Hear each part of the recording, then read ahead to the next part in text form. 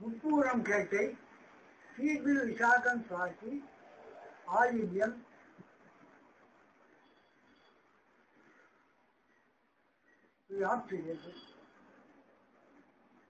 முப்பூரம் கேட்டை சீபில் விசாகம் சுவாசி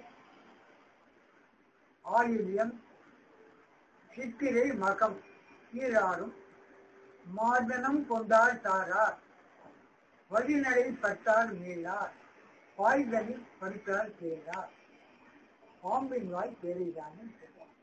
என்ன அர்த்தம்?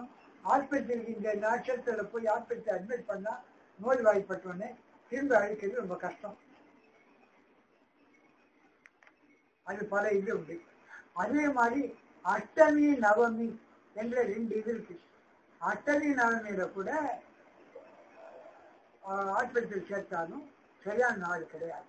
இது ஞாபகம். ஆஸ்பத்திரி சேர்ந்தாலும் வெளியூர் பிரயாணம் பண்ணாலும்